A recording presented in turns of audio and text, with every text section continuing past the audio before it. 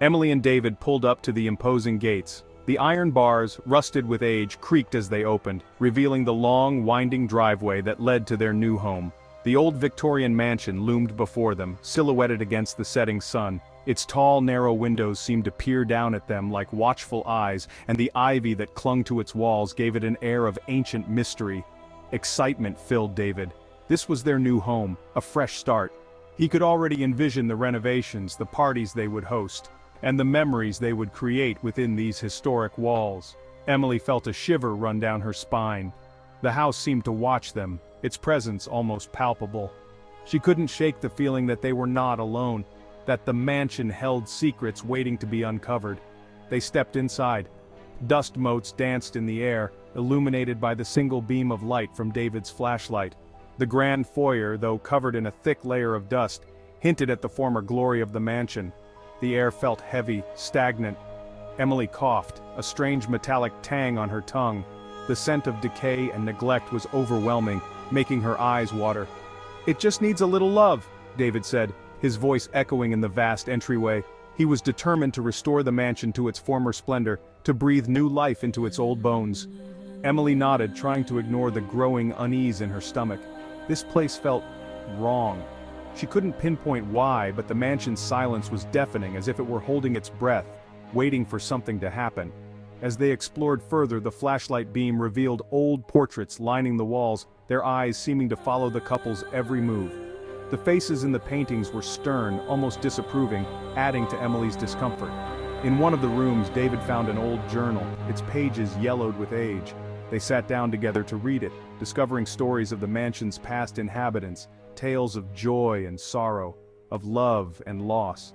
Emily glanced out the window, noticing the sky had turned stormy. Lightning illuminated the mansion, casting eerie shadows that danced across the walls. The storm seemed to mirror her inner turmoil. Despite her fears, Emily squeezed David's hand, drawing strength from his determination. They had embarked on this journey together, and she was resolved to see it through, no matter what challenges lay ahead. Standing in front of the grand fireplace, they imagined the future. The mansion, once restored, would be a place of warmth and happiness, a testament to their love and perseverance. Together they would uncover its secrets and make it their own. The first few nights were the worst. Every creak of the floorboards, every rustle of leaves against the window panes sent Emily's heart racing. David, ever the pragmatist, dismissed it as the old house settling. But Emily knew better. She felt it. A presence, unseen, but ever present. One night she woke to the distinct sound of footsteps in the hallway, heavy measured steps. She froze, listening intently. They stopped right outside their bedroom door. Emily held her breath, her body trembling. After an eternity, the footsteps retreated. David slept on, oblivious. David couldn't ignore it any longer. Emily's terror was palpable. Every creak, every whisper of the wind seemed to send shivers down her spine. She had been on edge for weeks, convinced that something was lurking in the shadows of their home. He finally agreed to set up cameras. It was the only way to put her mind at ease, to prove that there was nothing there, or so he hoped. They placed them strategically in the hallway, the living room, their bedroom. Each camera was positioned to cover every angle, every possible hiding spot. They wanted to be thorough, to leave no corner unchecked.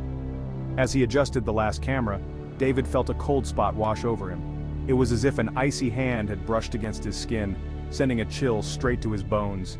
He shook it off, chalking it up to the drafty old house. After all, it was an old building, prone to drafts and strange noises. There had to be a logical explanation. The next morning they reviewed the footage. Nothing. Just hours of empty rooms, shrouded in darkness. Relief washed over David. He had been worried that they might find something, but it seemed his fears were unfounded. Just the empty rooms, shrouded in darkness. Relief washed over David. He had been worried. Emily, however, was not so easily convinced. She insisted on watching every second, determined to find something, anything that would validate her fears. But as they fast-forwarded through the footage from their bedroom, they both froze.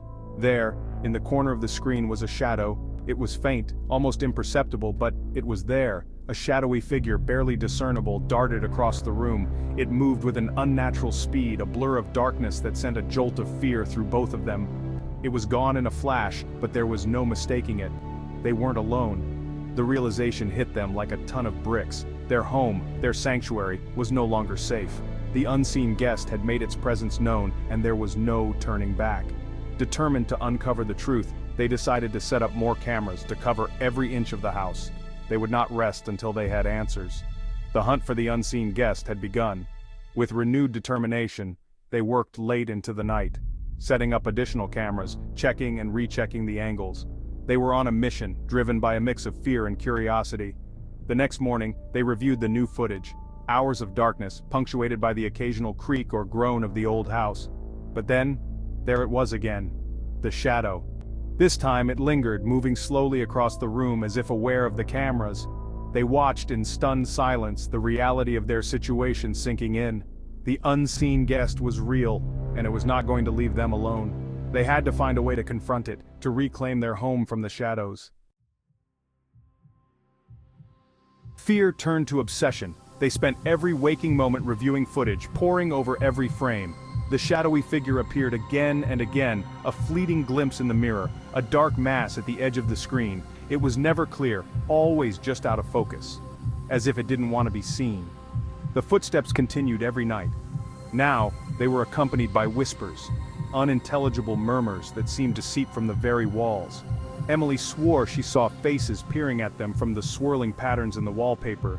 David tried to rationalize it, but the fear was contagious. He was starting to believe.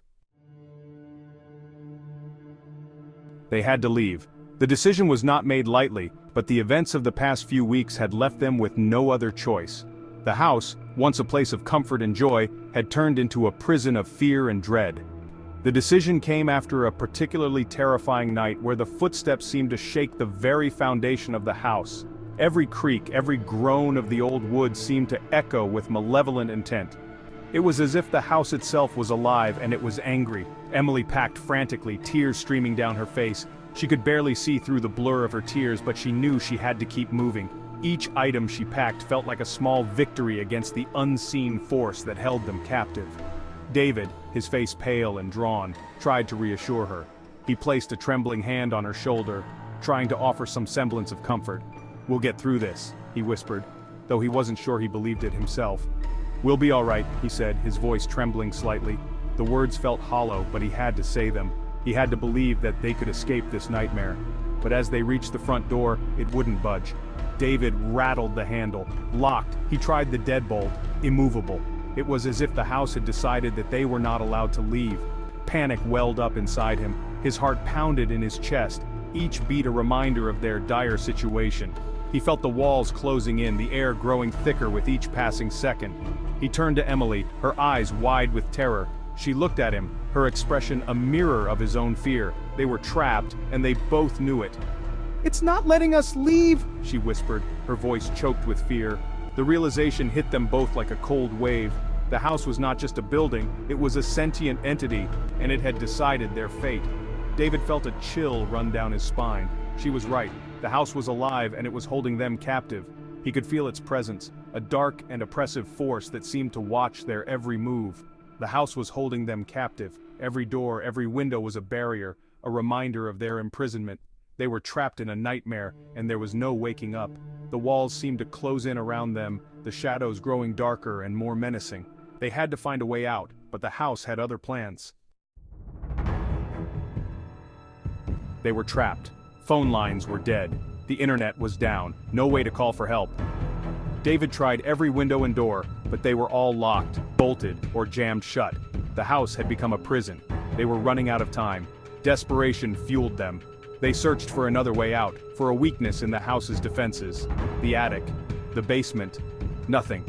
Every path was blocked. The house was closing in, its presence growing stronger with each passing moment. They were running out of options. The house was angry. They could feel its rage in the oppressive air, in the way the shadows seemed to lengthen and writhe. Objects moved on their own, furniture overturned, paintings crashed to the floor. The house was alive, and it was playing with them.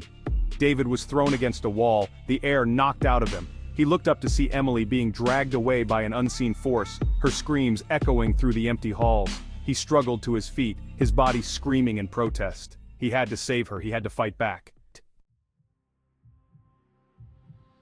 He found Emily in the attic, huddled in a corner, her eyes vacant and distant. The air was thick with a cold, malevolent energy.